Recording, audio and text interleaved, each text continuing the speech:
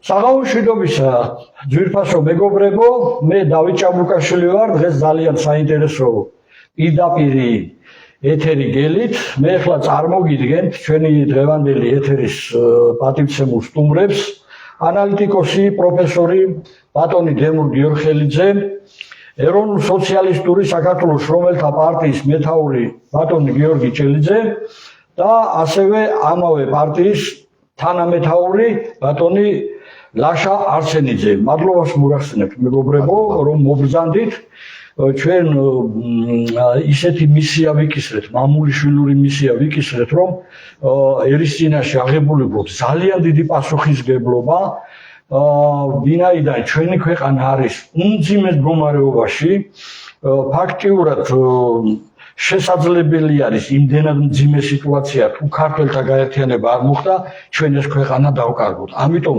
ჩვენ არ გვეთმობა ეს ქვეყანა, ჩვენ უნდა ჯანსაღი ქართველობა უნდა გავერთიანდეთ და გადავარჩინოთ ჩვენი სამშობლო და მომავალი თაობებს გადაურჩინოთ ეს ქვეყანა. მე ძალიან მცირედ შესავალს გავაკეთებ და ძირითად დროს მე დღევანდელ სტუმრებს დავუთმობ, მაინც რატომ აღმოჩნდა საქართველოს ამ დღეში ვიხმარ იმავე შეფასებას, რომელიც საქართველოს რესპუბლიკის პირველმა პრეზიდენტმა გააკეთა ოფიციალური შეფასება, მე დამამხეს საერთაშორისო იმპერიალისტებმა. და შემდეგ ჩვენ გვახსოვს ახლა მე თვითონ მისი პარტიის წარმომადგენელი ვარ და რეგიონალური ორგანიზაციის თავმჯდომარე ვიყავი.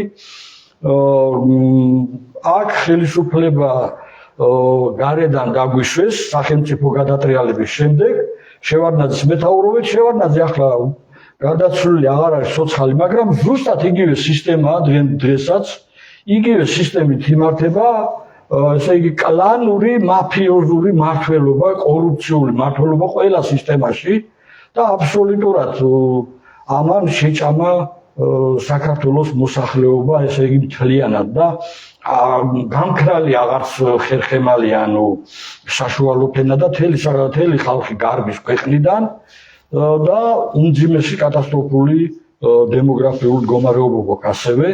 ამ ყველაფერს უნდა ახლა გადარჩენა და შველა, ამიტომ ყველა ქართველი მამულიშვილის ვალია ამ ქართველთა დიდი გაერთიანებაში მოვიდეს. ეს არ არის რაღაცა პარტია, ეს არის ზეპარტიული მოძრაობა, გაერთიანება სამშობლოსათვის, მამული ენა სარწმუნოებისთვის ბრძოლა. მე პირველი აი ამ კითხვით მინდა განავრცოს ბატონმა დემურმა და ბატონი დემური ახლა ყველაფერს კიდევ უფრო კარგად ახსნის და შემდეგ ჩვენ სტუმრებთან გადავალ.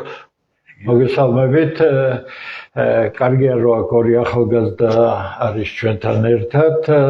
მე მოხარული ვარ რომ ახალგაზრდების საკმაოდ დიდი ინტერესი არის და მოდით ასე ვთქვათ, ჩვენი საქმე სწორედ საქართველოს მომავალზეა ორიენტირებული, ამ ახალგაზრდებისთვის იმ პირობების შექმნაზე, როცა ისინი კიდევ უფრო უკეთესად გააკეთებენ და გაანავითარებენ ყველაფერს დროის შესაბამისად, მაგრამ იმისთვის რომ ეს ყველაფერი შესაძლებელი იყოს, საჭიროა ამის პირობები შეიქმნას.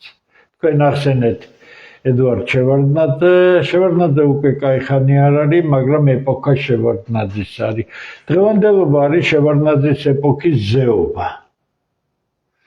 ეს არის აბსოლუტურად იგივე ხალხი, რომელიც მხოლოდ შევარდნაძის გარემოში ჩამოყალიბდა რეალურად, ეს არის მათი ფინანსური შესაძლებლობები, მათი დამოკიდება, რით განსხვავდება, როცა ჩვენ შევარდნაძეს ვახსენებთ, არა პიროვნულად ვახსენებთ, არამედ ეს არის მისი დამოკიდებულება ქვეყნისადმი, ხო? ჩვენ ვხედავთ ახლა ქვეყნისადმი იმავე დამოკიდებულებას და ამას სწორედ ვაფასებთ იმ მდგომარეობით, რაც მაშინ ვიგრძენით, რასაც ხედავდით, მე ყველაფერს ამას გაცილებით უფრო ახლოდან ხედავდი, თუმცა ყველაფერი მიუღებელი იყო. რა გვინდა?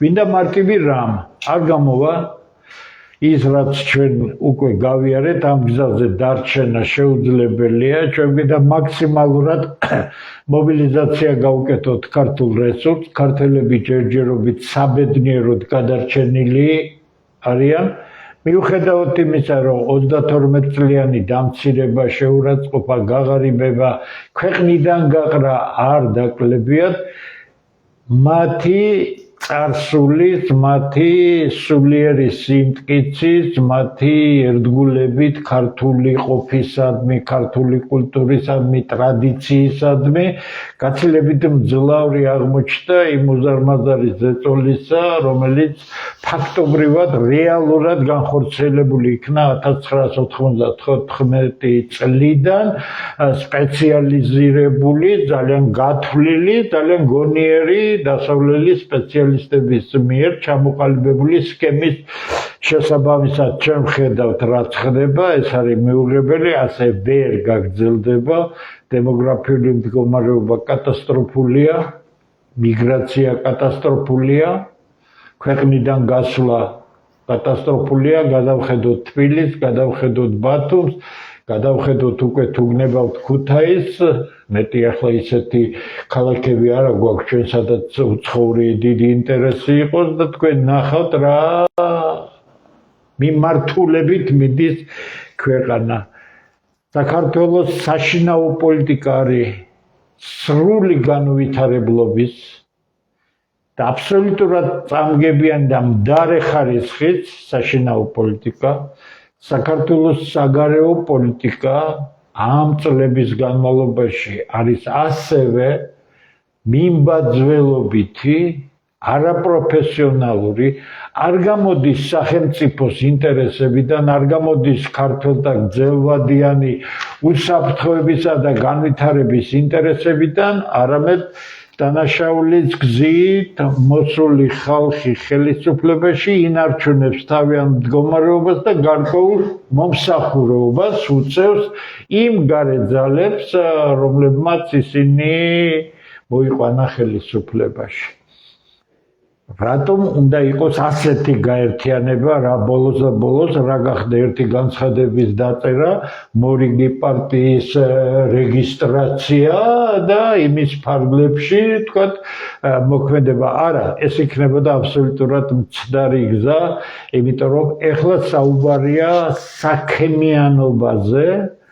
ამ გაერთიანებაში მოსული ადამიანებს მოუწევთ ძალიან ინტენსიური მუშაობა, ჩვენ გვინდა შევქმნათ იმ ქართველთა ქსელი მთელ ქვეყანაში, რომელიც ერთი საქმით, ერთი პრობლემით, საერთო პერსპექტივით იქნება დაინტერესებული და ჩვენ შევძლებთ ამ უზარმაზარი ენერგიის მობილიზაციას და საქმისკენ მიმართვას. სხვა დანარჩენი არის მუშაობის შედეგი. მოდი ჯერ დავიწყოთ მუშაობა. რა თქმა უნდა, ჩვენ ვერავის პროპაგანდით ვერ ვაკადრებთ, რომ არიქა ჩვენ რა კარგები ვართ და ჩვენ ვართ ხალხი, რომელიც მზად არის დღედაღამ შრომისათვის. და ამას უკვე კაიხანია ვაკეთებ. ჩვენ გვინდა ყველა ადამიანმა, ვისაც სურვილი აქვს, მიიღოს მონაწილეობა ამაში, იმიტომ რომ ეს არ არის პარტიული ინტერესი. ეს არ არის კონკრეტულად ვიღაც პარტიული ლიდერის ინტერესი. ეს ორი ახალგაზრდა კაცი შემართული ძალიან მაგარი ქართველები მოვიდნენ აქ, იმიტომ რომ ჩვენ ერთნაირად უყურებთ საქართველოს მომავალს. საქართველოს მომავალს საღი ქართველი არ შეიძლება ხუთნაირად უყურებდეს. რა გვინდა? ჩვენი სახელმწიფო გვინდა? ფანტასტიკურ კულტურაში გვინდა აღიზარდოს ახალი თაობები, ჩვენ გვინდა ამ თაობებს ყოდეს მსოფლიოში საუკეთესო განათლება, ჩვენ გვინდა ჩვენი ენის ფარგლებში ვითარდებოდეთ, ჩვენ გვინდა რომ ჩვენი ხალხის ინტელექტუალური დონე მაღლა იწევდეს და ეს მხოლოდ სახელმწიფო პოლიტიკის ფარგლებში შეიძლება. მე ჯერ კიდევ 1997 წელს, როცა ჩემი პირველი წიგნი გამოვიდა, ძალიან ბნელი წლები იყო, ძალიან საშიში წლები იყო და მაშინ დავწერე ჩემს ერთ-ერთ ნაზრებში, რომ საქართველოს ჭირდება მეიძის ეპოქა. მეიძის ეპოქა, ანუ ის, რაც იაპონელებმა გაიარეს, ანუ განათლებული მმართველობა, ქართულად რო ვთქვა, განათლებული მმართველობა. საიდან გაჩნდა იაპონიაში ეს სურვილი? როდესაც იაპონიას არადეს გაუნათლებელი კუნძული არ იყო, ძალიან მაღალი დონის განათლება იყო, მაგრამ მეცნიერება, ტექნიკა აცილებული იყო, იზოლირებული არსებობის გამო, როგორც კი ორთქლის გემი მიადგა იაპონიას, იაპონიის იმპერატორიც და ხალხით შოკირებული იყო, რომ აღმოჩნდა, რომ არსებობს რაღაც, რომლის აზრზე შენ არ ახარ. და ამან მოითხოვა სამწუხაროდ საბედნიეროდ ახალგაზრდა იმპერატორს გაუჩნდა მის სურვილი, რომ იაპონელები ასულიყვნენ და ამისთვის მან დასახა ის გეგმა, რომელსაც ქვია იაპონელი ერის ინტელექტუალური დონის ზრდა. ამაზე მათ მოუწიათ წარსულთან დაჯახება და ყველას კარგად გახსოვთ სამურაებთან დიდი ბრძოლები, რომლის შედეგადაც სამურაები დამარცხებული იქნენ, მაგრამ იაპონია გავიდა სხვა საფეხურზე. ჩვენ ზუსტად გვჭირდება განათლებული მმართველობა და თუ ქართველი ხალხის ნება იქნება ჩვენ შესანიშნავად შეგვიძლია ყველა დაინტერესებულ ქართველს აუხსნათ თუ როგორ ეწყობა ეს სისტემა, სადაც განათლებული მმართველობა შეიძლება განხორციელდეს და ჩვენი ქვეყანა უკვე სახელმწიფოს სახით იყოს სულ სხვა დონეზე, ჩვენი საოცარი ახალგაზრდობა იყოს სულ სხვა დონეზე, ჩვენი სახელმწიფო მოხელეები იყვნენ პასუხისმგებლობებით ქვეშ და ხალხი იყოს დაკავებული თავისი საქმით და ამ თავისი ლეგალური საქმიანობით წარმატებას აღწევდნენ. არც ერთი სიტყვა ოცნებიდან არ მithქვამს.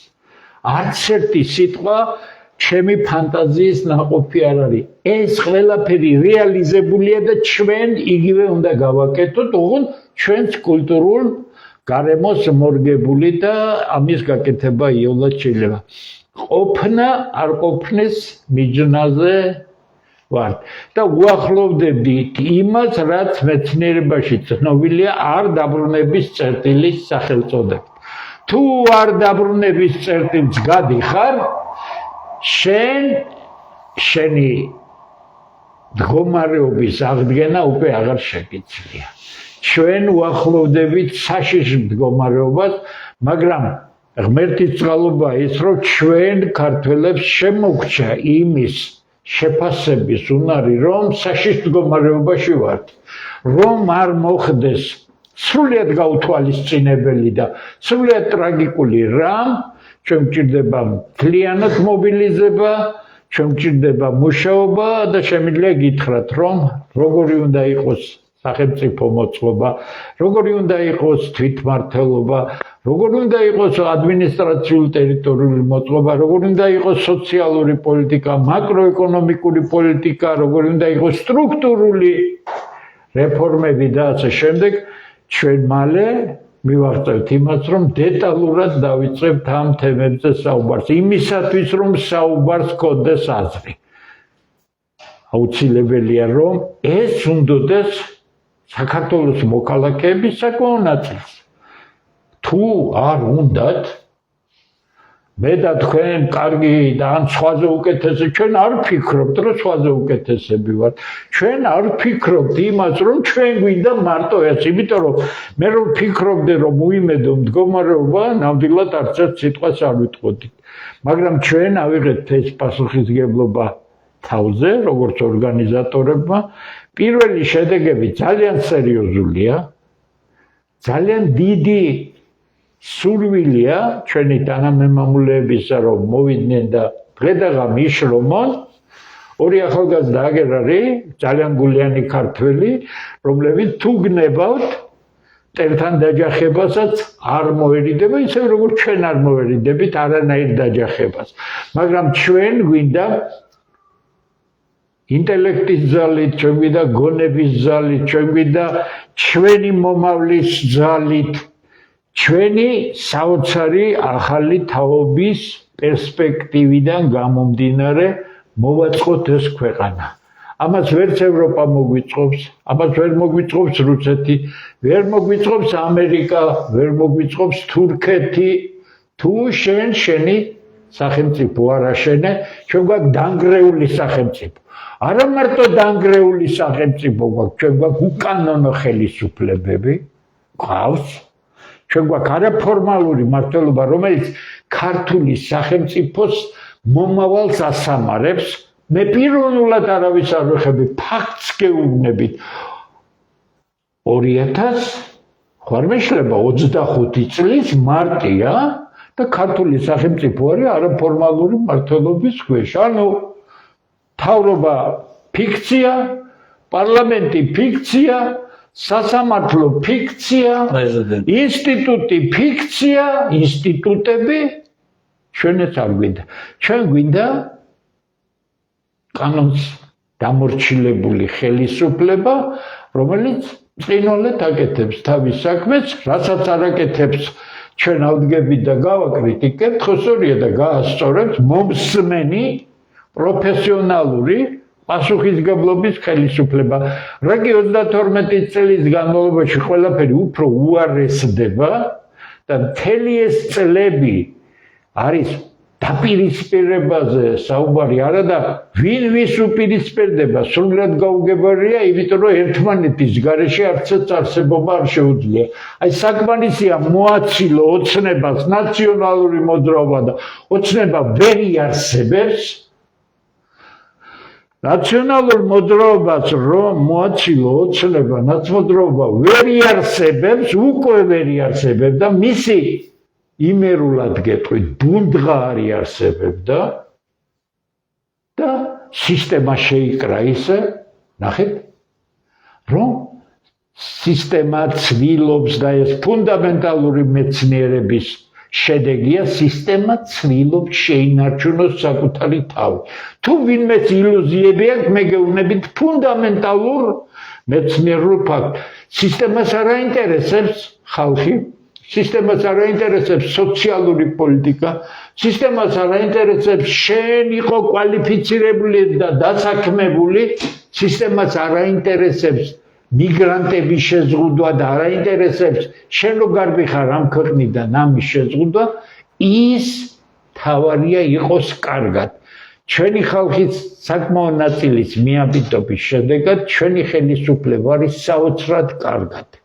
შიგნიდან ვიცი ეს არაფრის მქონე ხალხი მოსული ხელისუფლებაში ცუცოთა ხანში უზარმაზარი ქონებების პატრონი ხდება. გვინდა გაგრძელება, მაშინ ჩვენ დავასრულებთ ამ ქვეყანაში არსებობას. ხაზს უსვამ. კატასტროფა არის კარზე მომდგარი, იმიტომ რომ დემოგრაფიული მდგომარეობა არის კატასტროფული და დემოგრაფიულ მდგომარეობას კიდევ უფრო ემატება, რომ ხალხი გარბის საკუთარი ქვეყნიდან, უკვე გარბიან ოჯახებით. ძალიან ცოტა ხალხი დარჩა საქართველოში, გამოქვეყნდება ოფიციალური შელამაზებული მონაცემებით, მაგრამ მე ვთქვი ამის შესახებ და ძალიან დიდი შეშფოთება გამოიწვია, სადაც საჭიროა და უნდა გამოეწვია 1,340,000 ქართველია დარჩენილი ფიზიკურად. უზარმაზარი რაოდენობა გარეთაა, ეს რესურსი ჯერ კიდევ საკმარისია იმისთვის, რომ ეს ქვეყანა ფეხზე დადგეს თუ არა და ჩვენ უნდა შევეგუოთ, ჩვენ ვერ შევეგუებით, მაგალითად აქ თქვენ უყურებთ 4 კაცს, აგერ ბატონი ზაქარიაძის, ბატონი გიგლა არის კიდე დღეს ცოტა შეუძლოთ არის. კი ბატონო. ჩვენ არ ვეგუებით ამას.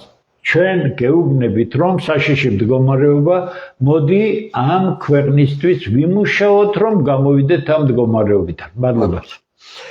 მე ახლა სიტყვით გადავალ ბატონ გიორგისთან. ბატონო გიორგი, ანონსი რომ დავდე, რომ დღეს ერთად უნდა გავსულიყავით ჩვენ ეთერში, ბატონოლაში. ხალხმა ბევრმა მომწერა პირადში, ძალიან გაიხარეს. აი ეს იმის მანიშნებელია, რომ ხალხი ერთი სულით ელოდება ქართველთა ერთობას. და მადლობა თქვენ დღეს ამისთვის, რომ მოგზავნით კიდევ ერთხელ ამტკიცებთ თქვენს ურხევმამული შვილობას. აი თქვენი აზრი გვაინტერესებს ახლა ამ ყველა. პირველ რიგში მადლობა მინდა გადაგიხადოთ მოწვევისათვის. გამარჯობა მინდა უთხრა ჩვენს ქართველებს, ჩვენს ქართველებს, ჩვენს სისხლსა და ხორცს. ბატონმა დავითმა, ბატონმა დემურმა ისაუბრეს იმასთან დაკავშირებით თუ რა ძიმე მდგომარეობაშია ჩვენი ქვეყანა. საერთოდ დაცემის სიღრმე რო განსაზღვროთ, უნდა ვიცოდეთ თუ საიდან დავეცით. თუ რა მტკივნეულია ეს დაცემა, ჩვენ უნდა გავზომოთ იქიდან თუ საიდან მოხდა ეს დაცემა. მე არც ერთ არ ვაყენებ შეურაცხყოფას, ყველა ერთს პატივს ვცემ, მაგრამ ქართველიერი მე მარტო იმისათვის არ მიყვარს, რომ მე ვარ ქართველი. ეს არის დიდი თეთრი კავკასიური თეთრი რასის ცივილიზაციის შემოქმედი. ეს არის ერი, ეს არის ქვეყანა, რომელმაც ეს მსოფლიოში დამტკიცებული და აღიარებულია, რომელმაც მოიგონა ღვინის კულტურა, რომელმაც მოიპოვა პირველი ოქრო, გამოჭედა პირველი ფოლადი, მოიპოვა პირველი თაფლი, ხორბლის ჯიშებიდან უმეტესობა სწორედ რომ ქართულია. ასევე პირველი მრგლოვანი დამწერლობა გრაკლიანის გორის წარწერების აღმოჩენების მიხედვით და კიდევ ბევრი და ამ დიდ თეთრ ცივილიზაციას კავკასიურასაც, რომელსაც ამერიკაში დღეს თეთრს, ანუ როცა არის რასების ჩამონათვალი, იქ ვთქვათ მონღოლოიდური რასა, ნეგროიდული რასა და ასე შემდეგ თეთრ რასას კავკასიურასაც უწოდებენ და კავკასიელები, კვიდრი კავკასიელები ჩვენ ვართ აქ, იმიტომ რომ დღევანდელი არმენების და დღევანდელი აზერბაიჯანელებიც მოსულები არიან ამ ტერიტორიაზე. ეს ქართული ცივილიზაცია არის და ჩვენ ძალიან დიდი რამ მივეცით მსოფლიო კულტურას და მსოფლიო ცივილიზაციას. დღეს კი სად ვართ? პირველ რიგში კატასტროფული არის ჩვენი დემოგრაფია და როგორც საგერ ბატონმა დემურმა ბრძანა და არა მარტო მან არის უკვე ეს კვლევები თანდათან საჯაროვდება 1,5 მილიონზე ნაკლები ქართველი არის დარჩენილი ქვეყანაში. ქვეყნის მთავარი სიმდიდრე რაც არის ბუნებრივი რესურსები და სტრატეგიული ობიექტები. ბუნებრივი რესურსები ეს არის წყალი, მარგანეცი, ოქრო, ნავთობი, გაზი, ძვირფასი ლითონები, ძვირფასი ქვები, აბსოლუტურად ყველაფერი გასხვისებული არის. საზარელი სამუშაო პირობებია. ვითომ გასხვისებული? ხო, ვითომ გასხვისებული. კი ბატონო, ანუ მე იმის თქმა მინდა რომ ქართველებს არაფერი აქედან არანაირი გამორჩენა, ანუ არანაირი მისი ღმერთმა და მისმა მამა-პაპამ რაც დაუტოვა ბუნებრივი რესურსები და საიდანაც მას უნდა მისდიოდეს თავისი წილი, ამა თუ იმ ფორმით ეს მას არ მისდის. ქვეყანას არაფერი არ ხმარდება. არაფერი არ ხმარდება ქვეყანას. კი ბატონო.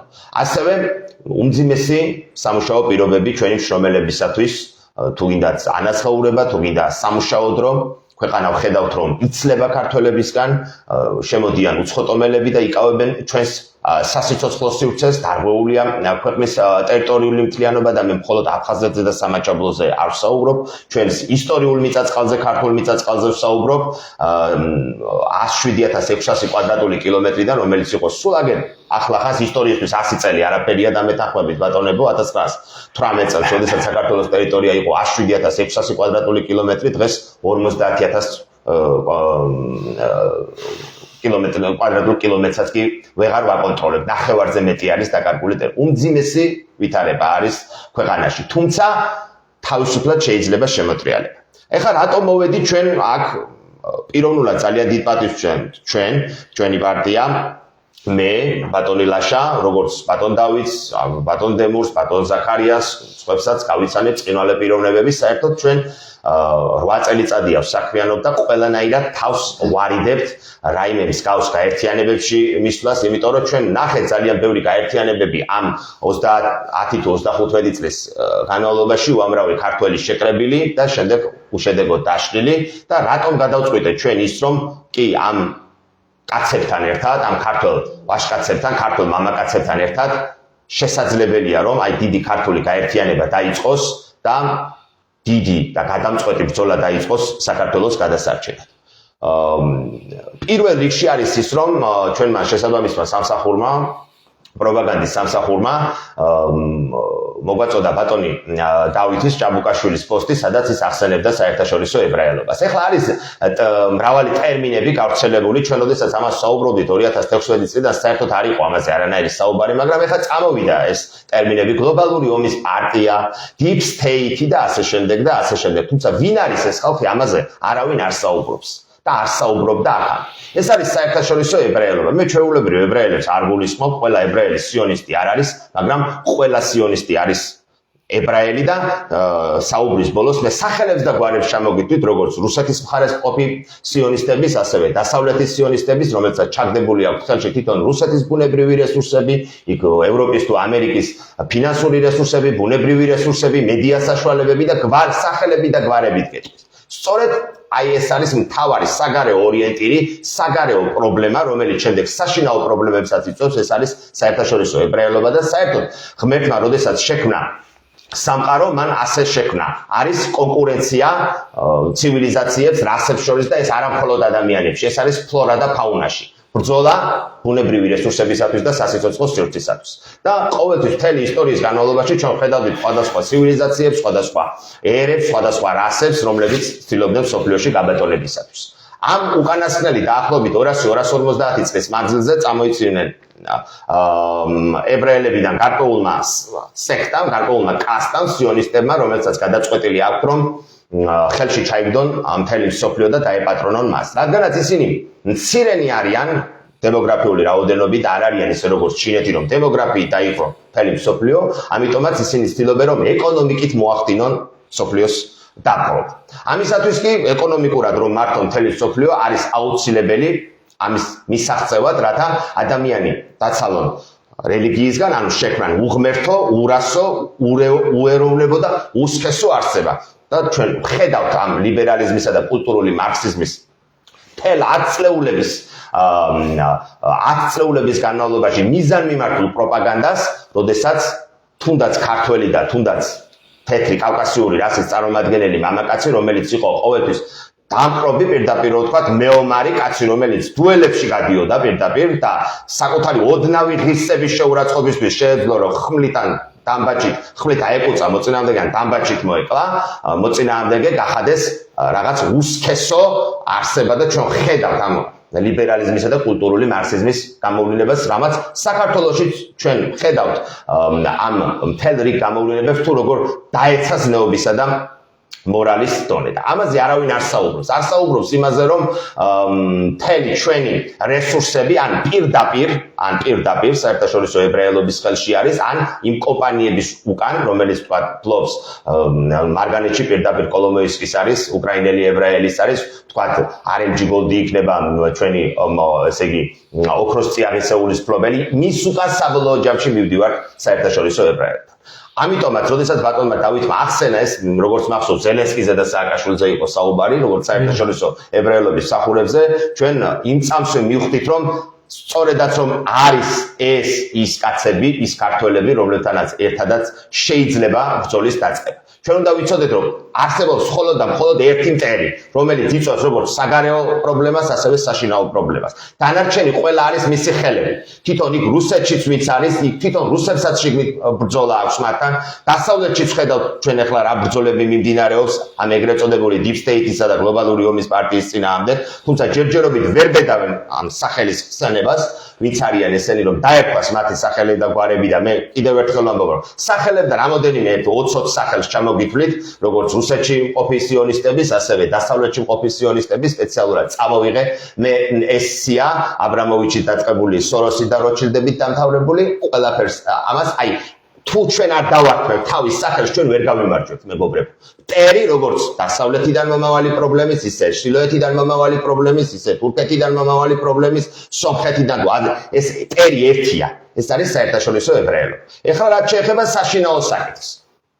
მე ვიცი, რომ ამასთან დაკავშირებით არის სრული კონსენსუსი ამ შესანიშნავ ქართველთა შორის და ჩვენ ვისაუბრებთ ამასთან დაკავშირებით და ბატონი დემური შესანიშნავად შეეხო ამ საკითხს და მე ვეცდები, რომ კიდევ უფრო განვავრცო ეს საკითხი. 1992 წლიდან, როდესაც დაამხეს კანონიერად არჩეული ჩვენი ეროვნული პრეზიდენტი და მისი ეროვნული მთავრობა, ქვეყანას მართავს სამხედრო ხუნტა და სწორედ აღნიშნა, რომ შევარდნაძე მიუხედავად იმისა, რომ ცოცხალი აღარ არის, სწორედაც რომ შევარდნაძის სისტემა მართავს. რას გულისხმობთ ამაში? ყველა სახელმწიფოს მეგობრებო აქვს საერთაშორისო სამართლის სუბიექტი, ანუ როგორც ჩვენ ვარ ჩვენი მამების შვილები და ჩვენი ბაბუების შვილიშვილები, ასევე სახელმწიფოც ამბობს, რომ არის რომელიმე სახელმწიფოს შთამომავალი. ანუ აღიარებს მის დროს დადებულ ხელშეკრულებებს, მოვალებს, ტერიტორიულ საზღვრებს და ასე შემდეგ და ასე შემდეგ. როგორც მაგალითად რუსეთი არის საბჭოთა კავშირის სამართალმემკვიდრე და მეფის რუსეთის სამართალმემკვიდრე, ასევე როგორც თურქეთი დღევანდელი არის მუსტაფა ქემალ ათათურქის რესპუბლიკის სამართალმემკვიდრე და არა ოსმალეთის იმპერიის სამართალმემკვიდრე, ასევე საქართველოს უნდა იყოს რაღაცის სამართალმემკვიდრე. ბატონმა ზვიად გამსახურდია, როდესაც 1991 წლის 31 მარტს ჩაატარა რეფერენდუმი, იქ სიტყვასიტყვით კარგად უნდა მივაქციოთ, იქ ძალიან შესანიშნავად ერთ წინადადებაში არის თავარი აზრი ჩადებული, რომ საქართველოს დამოუკიდებლობას კი არ აცხადებდა, ანუ საბჭოთა კავშირის დაშლის შედეგად წარმოშობილი სახელმწიფო კი არ იყო, როგორც მაგალითად ბელორუსია. ბელორუსიაში ჩატარდა რეფერენდუმი, ჩემო ბატონებო და 80%-მა ბელორუსებმა თქვენს რომ არ გვინდა საბჭოთა კავშირიდან გაშლა, მაგრამ დაიშალა საბჭოთა კავშირი და მოუწიათ გამოცხადება. რადგანაც მათ სახელმწიფო არასოდეს არ ქონია დამოუკიდებლობის დღესაც ვერ აცხადებდნენ და ბოლოს მოიფიქრეს, მოდი გერმანელების მისკის გერმანელებისგან განთავისუფლების დღე ავირჩიოთ. საქართველოს ესე არ უქნია, ჩემო ბატონებო, იქ პირდაპირ წერია რეფერენდუმში. აღდგეს საქართველოს დამოუკიდებლობა 1918 წლის 26 მაისის საფუძველზე. ამას აქვს პრინციპული მნიშვნელობა. სწორედ ჩვენი თუნდაც ტერიტორიული მთლიანობის აღდგენისათვის, ანუ საქართველოს 21-91 წლების საბჭოთა საქართველოს სამართალმემკვიდრე კი არ უნდა ყოფილიყო საბჭოთა კავშირის დაშლის შედეგად. ყველა აბსოლუტურად. არამედ 18 წლის 26 მაისის საფუძველზე უნდა მოხდარიყო და ის რესპუბლიკა უნდა გაგრძელებულიყო. და რა მოხდა? როდესაც მოხდა საბჭოთა კავშირის დაშლა და დსთ შეიქმნა დამოუკიდებელ სახელმწიფოთა თანამეგობრობა, იგივე SNG ზვიად გამსახურდიას მისცეს ბოლო ვადა, ეს იყო 1991 წლის 21 დეკემბრის ღამის 12 საათი, რომ ბატონ ზვიადს ხელი უნდა მოეწერა დსთ-ში შესვლაზე. ბატონმა ზვიადმა უთხრა, რომ საქართველოს თვითონ კომუნისტურ პარტიასაც აღიარებინა არჩევნების წინ, რომ საქართველოს დაპყრობა, ოკუპაცია და ანექსია მოხდა საბჭოთა რუსეთის მიერ და საქართველოს დამოუკიდებლობა ჩვენ აღვადგინეთ რეფერენდუმის მიხედვით, რომელიც აუცილებლად შესასრულებელია როგორც ქვეყნის ისევე საერთაშორისო დონეზე 1918 წლის 26 მაისის საფუძველზე და მე დსთ-ში როგორ შევალო ბატონმა ზვიადმა უთხრა, მე არ ვარ საბჭოთა კავშირის დაშლის შედეგად წარმოშობილი სახელმწიფოს სამართალმემკვიდრეო. და კარგად ვიცით, რომ 21-ში 12 საათზე, როდესაც დრო ამოიწურა, 22-ში დილით უკვე სამხედრო პუტჩი დაიწყო საქართველოში და შემდეგ 1992 წლიდან დღემდე საქართველოს არის საბჭოთა საქართველოს სამართალმემკვიდრე. ანუ რას ნიშნავს? შენ რუსეთი დღევანდელი გეუბნება, შენ თუ საბჭოთა კავშირის დაშლის შედეგად წარმოშობილი სახელმწიფო ხარ. შენ მოდი მაშინ აქეთ შენ ან დსთ-ში, ევრაზიაში თუ იმ კავშირში, რომელშიც მე ვარ წამყვანი ფიგურა. და ანომალია ის არის, რომ საბჭოთა საქართველოს კონსტიტუციაში გვიწერია, რომ საბჭოთა საქართველოს ნატოს წევრი უნდა გახდეს. იქიდან დასავლეთის ებრაელები გვეკაჭებიან. და ქვეყანა იხლიჩება შუაში, იგლიჯება შუაში. და ჩვენ უნდა ვთქვათ, რომ არა ბატონებო, ჩვენ 1918 წლის 26 მაისის საფუძველზე, როდესაც აღვადგინეთ დამოუკიდებლობა, მაგალითად რუსეთთან, ჩვენ გვაქვს ორივე მხრიდან ხელმოწერილი ხელშეკრულება 1920 წლის 7 მაისის, სადაც საქართველოს ამბობს პირდაპირ, რომ საქართველოს ტერიტორიაზე უცხო ქვეყნის ჯარი არ იქნება და რუსეთი აღიარებს საქართველოს არა მარტო აფხაზეთი და სამაჩაბლოთი, თავისი ისტორიული აქედან უნდა ამოვიდეთ, რომ საქართველოს დაპირისპირების ადგილი კი არ იყოს საერთაშორისო ებრაელობის მიერ მართული სხვადასხვა ძალების და ეს პატარა ქვეყანა ამხელა კულტურის, ამხელა ცივილიზაციის შექმნელი, აქ იყოს ომების კერა, დაპირისპირების კერა. არა, ჩვენ უნდა ვთქვათ, ვინ ვარ, ჩვენ ფუნქცია უნდა ავიღოთ, აი დათათუთაშკიაში როგორც არის. იქ ეგეჭკორი ფუნქცია და რა არის ჩვენი ფუნქცია? ჩვენი ფუნქცია ის არის, რასაც მთელი მსოფლიო აღიარებს. ჩვენ ვართ თეთრი კავკასიური რასის დასაბამი და საწყისი. ჩვენ ვართ ამ დიდი ცივილიზაციის, დიდი კულტურის შემოქმედი და ეს უნდა უთხრათ მთელ მსოფლიოს, რომ მე არც რუსისკენ ვარ, არც ამერიკელისკენ ვარ და არც ევროპელისკენ ვარ. და მინსკში კი არ უნდა ირჩეოდეს საქმეები, თუნდაც უკრაინა, თბილისში უნდა ირჩეოდეს საქმეები. საქართველოს უნდა კონდეს ის, რომ აქ უნდა ქართველი თავისი ზნეობით, თავისი მორალით, თავისი ტრადიციებით, თავისი ძლიერი საქართველოსი უნდა ახდენდეს ასეთი საქმეების გარჩევას. თბილისში უნდა ირჩეოდეს და აქ არ უნდა იყოს სხვადასხვა სპეცსამსახურების და სხვადასხვა სამხედრო დაზვერვების სათარეშო ადგილად და პოლიგონად გადაქცეული ტერიტორია. ეს არის რას გამოიწვევს ის რომ აღგება რეფერენდუმის შედეგები მოვა მოქმედებაში და საქართველოს აღგება 1991 წლის 9 აპრილის დამოუკიდებლობის აღდგენის აქტის საფუძველზე. პირველი 92 წლიდან დღემდე ყველა მოღალატური ხელშეკრულება, რომელიც იქნა დადებული და რომელმაც დააზიანა ჩვენი ქვეყანა და ეს იქნება ანულირებული. ანუ ხვდებით ხო რას გეუბნები? 92 წლიდან 6 იანვრიდან როდესაც მოხდა კანონიერი ხელისუფლების დამხობა, უსამართლო აბსოლუტურად ყველა, უკანონოა ყველაფერი, რაც დღემდე მოხდა. გასხვისებული ბუნებრივი რესურსები. ბრძანება გამოცემული აქვს 13 მარტს. კი ბატონო, ბატონ ზვიად გამსახურდია და ამის მოხდება რომ როგორც ვთქვით, მოღალატეური ხელშეკრულების ანულირება. ეს ერთი.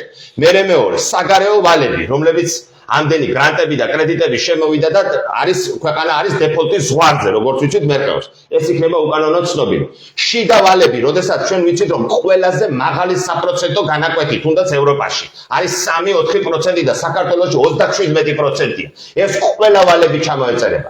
მოხდება ბუნებრივი რესურსების ნაციონალიზაცია, ოქროს, ნავთობის, მარგანეცის, წყლის, ძვირფასი, ყველაფერის აბსოლუტურად ნაწილი წავა სახელმწიფოს საკუთრებაში და მოხმარდება სხვადასხვა სფეროებს, ეს იქნება ეკონომიკა, ჯანდაცვა, განათლება, მეცნიერება, თავდაცვა, ნაწილი კი ყველა ქართველი მიიღებს აქედან წილს და ქვეყანა წამოდგება ფეხზე. ვის რად უნდა ამათი ინვესტიციები, ვითომ იმიდან ჩამოაქვთ ინვესტიციები დასავლეთიდან, ვითომ რუსეთიდან, ეხლა იმას რაღაც საუდის არაბეთს თუ ვიღაცა, ვის რად უნდა? ვის რად უნდა ჩვენს ტერიტორიაზე დღესვე შეგვიძლია 10 მილიონი კაცი ფუფუნებაში ვაცხოვროთ? კეთილდღეობაში ვაცხოვროთ. იმხელა რესურსი აქვს საქართველოს. მარტო წყლის რესურსი რა არის და ამაზე საუბრობდა ცხონებული ზვიად გამსახურდი. ყველაფერი გვაქვს. და იცოდეთ მეგობრებო, არ შეგეშიდეთ, მტერი ბევრი არ არის. მტერი არის ერთი, ეს არის სიონისტი, ეს არის საერთაშორისო ებრაელი. და მესამე საკითხი, რომელზეც ჩვენ ახლა ესე ღრმად არ გვიმსჯელია, მაგრამ მომავალში აუცილებლად ვიმსჯელებ და მინდა ერთი წუთი ვისაუბრო ამასთან დაკავშირებით, მართლობითი სტილი, ჩემო მეგობრებო. საერთაშორისო ებრაელის სიონისტის მიერ შემუშავებული მართლობის სტილი ქვეყნის დასაპყრობად ეს არის კენჭისყრით გადაწყვეტილებების მიღება. საბოლოო ჯამში მათ შორის საქართველოში და ევროპაში უკვე დამკვიდრებულია ეგრეთ წოდებული კოალიციური მთავრობები. ანუ 10-12%-ის მქონე რამოდენიმე პარტიამ უნდა შეაკოწიწოს ხელისუფლება, რომელიც რამოდენიმე თვეში დაიშლება. სადაც ყოველთვის აბსოლუტურად იქნება კრიზისი, ვაი ვაგლახი და ვაი უშველებელი. რათა შიდა დაპირისპირების ფონზე, რაც უფრო მეტი იქნება დაპირისპირება, სიონისტი მით უფრო ესე იგი არხეიანად არის, მით უფრო კარგად არის თავის სამალავში და ახდენს ამ ქვეყნის რესურსების და ქონების და ეკონომიკის ძარცვას, რომ რაც შეიძლება მეტად და მეტად მოხდეს შიდა დაპირისპირება. ანუ ქაოსი. ჩვენ ვიცით ასეთი რამ. ქართული ფენომენი, ქართული ფენომენი გვასწავლის ჩვენ მართლობის სტილს. სუფრაზე არის თამადა, ქელეხი იქნება თუ ქორწილი იქნება, თავი კაცი და თავი ქალი. მოხდება არჩევა მეთაურის და ის არის ყველაფერზე პასუხისმგებელი. თუ მეთაური ვერ ამართლებს, მეთაურს გადააყენებენ და ახალი მეთაური იქნება დანიშნული. ჯარში გადაწყვეტილება საბოლოოს ღებულობს ტაქტიკისა და სტრატეგიის შესახებ გენერალი და არა ოფიცრები კენჭისყრით 5-4-ის წინააღმდეგ. გენერალი მოусმენს თავის ოფიცრებს და საბოლოო ბრძოლის გეგმას დადებს, ეს იქნება ტაქტიკა თუ სტრატეგია. ეს არიული ფენომენი ჩვენ თუ არ დავაბრუნებთ, ეს მართლობითი სისტემა არ დავაბრუნებთ, ოჯახში მამაკაცის ინსტიტუტი, მამასახლესის ინსტიტუტი არ დავაბრუნებთ, რომ ოჯახს ყავს მეთაური, ოჯახი მცირე სახელმწიფოა, სახელმწიფო ოჯახების დიდი ოჯახი არის, ასე ვთქვათ. და ოჯახი კიდევ პატარა სახელმწიფოა, სახელმწიფო დიდი ოჯახი. ეს თუ ჩვენ არ დავაბრუნეთ ეს ყველაფერი, ესე არ გამოვა. აი მოკლედ და შემდეგ სიტყვას გადავცემ ბატონ დავითის. აი მოკლედ რო აღესწრათ, საქართველოს პარლამენტში არის 150 პარლამენტარი. აქედან 20 არის ექიმი, 15 არის ჭოკით-ფტომელი, 30 არის მომღერალი, რა ვიცი, კიდე 20 პროფესიის და ეს ხალხი გადაწყვეტილებას იღებს მაგალითად საგარეო პოლიტიკასთან დაკავშირებით. ანუ რა სიგიჟესთან გვაქვს საქმე, ხვდებით ხალხო? ხვდებით ჩემო ქართველებო, ანუ აბსოლუტურად უცოდინარი ხალხი კენჭისყრაში მონაწილეობას ღებულობს იმ საკითხზე, რომელსაც ვინჩი არ გაეგება. აი ხა ქარხნის მუშები რომ მოვიყვანოთ და სოფლის მეურნეობის პესტიციდებზე დავაწყებინოთ საკანონმდებლო ორგანოა. იქ უნდა იყოს 150 იურისტი, რომელიც კანონებს შეუსაბამებს კონსტიტუციას. მთავრობის არჩევასთან პარლამენტს რა ხელია? უნდა ირჩეოდეს სახელმწიფო მეთაური ქართველი ერის მიერ და შემდეგ ვერტიკალი წამოვა, როგორც არის ჩვენი არიული. თუ ჩვენ ბრძოლას დავიწყებთ იმ იარაღით, რომელიც აქვს საერთაშორისო ებრაელობას, ანუ მისი წესებით, მეთამაშები ყოველთვის წავაგებდა ეს გაერთიანება იქნება 35 თუ მეორე. თუკი ჩვენს ტრადიციებს, ჩვენს ანტიკურ, ჩვენს წინაპრების ტრადიციებს ავიგებ და იმის მიხედვით დავაარსებთ გაერთიანება იქნება თუ რაც იქნება და სახელმწიფოსაც მომავალში ჩვენ ასე წარმართავთ, ჩვენ ვიქნებით დაუმარცხებლები და ის საზარელი ვარდნა რაც ჰქონდა, რაზეც გითხარით. ეს საზარელი ვარდნა ძალიან სწრაფად აღმოიფრება და საქართველოს მოწინავე ერებში დაიკავებს ისევ თავის ღირსეულ ადგილს, რომელიც მას ეკუთვნის თავისი ღვთაებრივი და თავისი ისტორიული მისივით. გაიხარებია. მადლობთ, მე ახლა სიტყვას გადავცემ ბატონ ლაშა არსენიძეს, მაქსიმალურად გითხოვთ დროს რომ ჩვენთან ერთად პირველად გამოდიხართ და თქვენი პოზიციები მოვისმინოთ. მეც აღარ შეგაწუხებთ ბატონო დავით, 2 წუთი მჭირდება, აუცილებლად 20 გვარი როგორც რუსეთის საერთაშორისო. არა, მე ბოლოში. 20 გვარი იქიდან აქედან. გამარჯობა, აბსოლუტურად საინტერესო საუბარი იყო. მე მინდა თქვა ის რომ მე მკითხეს ერთხელ ტელევიზიაში ვიყავი და მე ხელოვანი ვარ, ხატვარი ვარ. და მკითხეს ჩემი კოლეგა. ხო. რას ხატა? შემეკითხეს ასე. აინტერესებდა აზრი და მე ვუთხარი ცივილიზაციას. მე ვხატავ ფერწერულ ნახატებს. ცივილიზაციას. და რა შემოიფარგლება ცივილიზაცია? მე ვუთხარი დღეს ვარ შენი ცხოვრებიდან იღებ, მეკითხება, რა განხრაა ეს ცივილიზაცია, რას ნიშნავს. და ვეუბნები, რომ მე ვარ დღეს ქართული, რასაც დღეს ლიბერალები სისრულელეს ეძახიან, ესე იგი, ჩამორჩენილობას ეძახიან ეროვნული ფუნქციით მიმდინარეობს ჩემი ბრძოლა. ქართულად, ეროვნულად, კულტურულად, ტრადიციულად ჩვენ დავჭით როცა ხალხი ბნელი იყო იმგონარა. ეს ბრძოლა არის ჩემი. აი წარმოიდგინეთ და თუ ეს ბრძოლა ჩემია, მე ვხედავ იმას ცივილიზაცია სად არის. ცივილიზაცია არის სწორ კულტურულ ხაზში, სწორ განვითარებაში, სადაც ადამიანი არის ბრძენი, ჩამოყალიბებული, ზნეობრივად, ადამიანური თვისებებით. არა ის რომ დღეს გასაქონლებული ყველაფრიდან გამოცლილი ადამიანებს სულიერად ყველაფრიდან ძირ გამოცლილი ადამიანები და მათ ესეთი ადამიანები ცივილიზაციას ვერ ქმნის ვერც კულტურას ქმნის ვერც ზნეობას ქმნის იმ კულტურას რაც ჩვენ გაგვაჩინია იმას ვერაფერს ვერ ამატებს რომ ერი განვითარდეს ცივილიზაცია და სწორი განვითარება შეიქმნას და ცივილიზაცია და სწორი კულტურული განვითარება ქმნის მაღალ ტექნოლოგიურ განვითარებას, აზრები და გონებრივია განვითარებული, როდესაც არის ადამიანი იმ ქვეყანაში ყველანაირი ტექნოლოგიური სვლა ხო მსოფლიოში.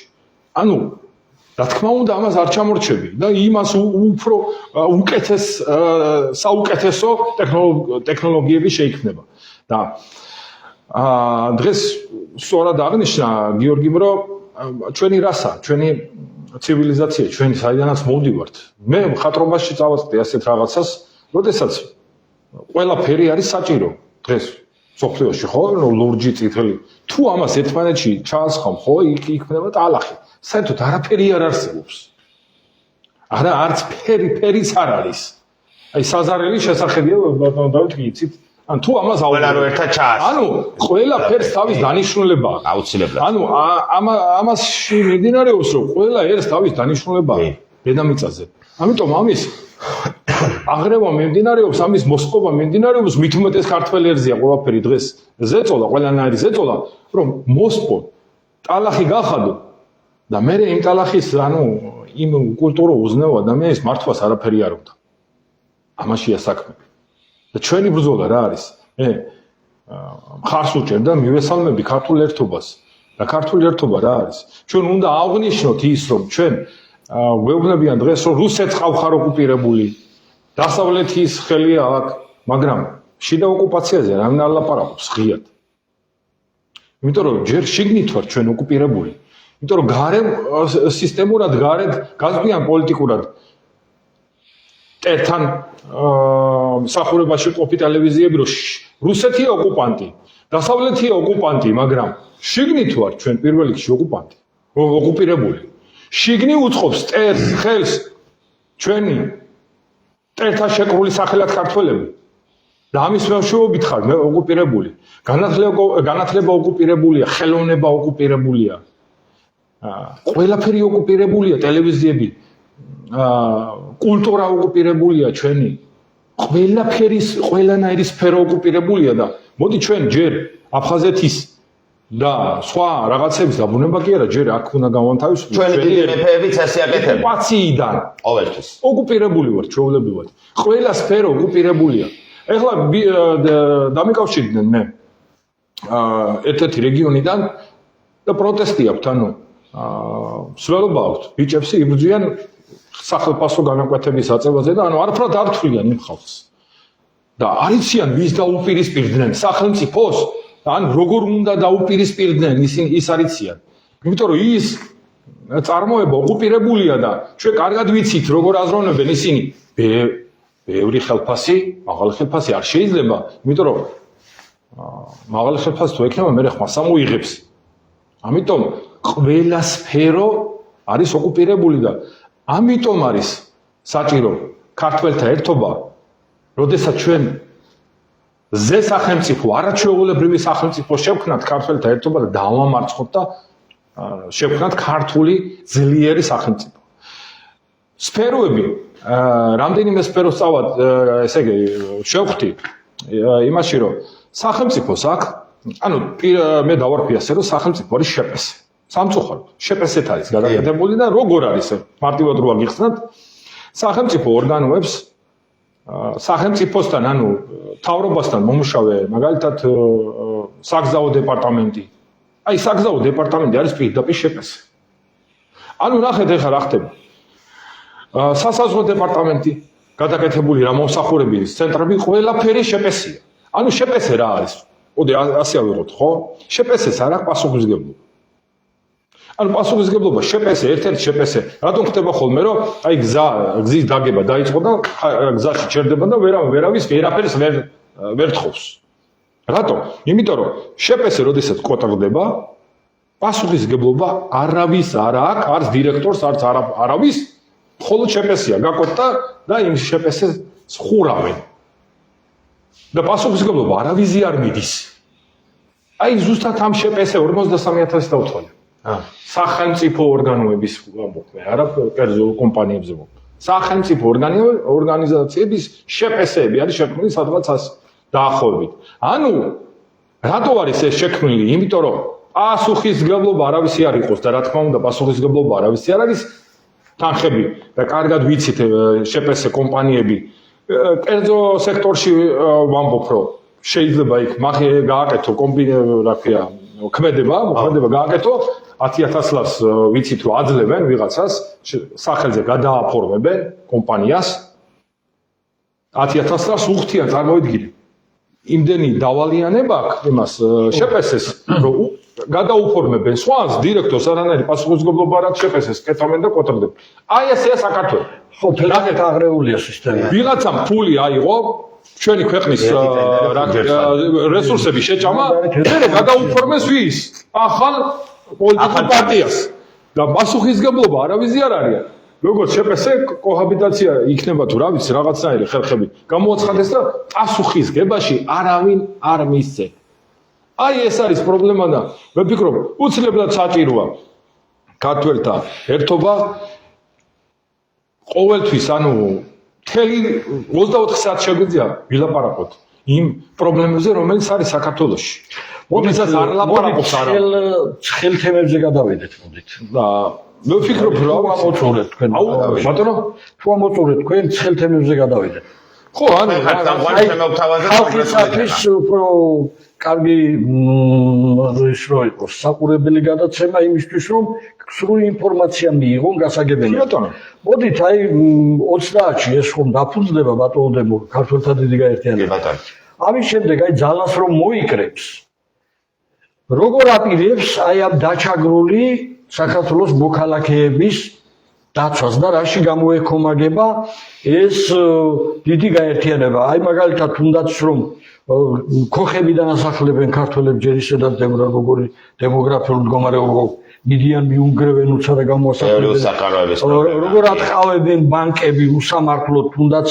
რაც გააკეთა აგერ ლიბერტი ბანკმა პენსიონერებს გადამართან ორჯერ და სამჯერ ახდევინებენ კრედიტებს როგორი უსამართლობაა იმაზე რომ ბრუნდება საქართველოს ქართველი კაცი და 100-დან 95-ს მოქალაქეობას არ აძლევენ. აქ დაბადებული და გაზრდილში. კი ბატონო, გეთანხმები. როგორ რამხელა მიგრაცია და რამდენს აძლევენ, ესე იგი, ცხოვრებისა და იმის უფლებას და ესე იგი, არა თანაბარი ბალანსია უკვე.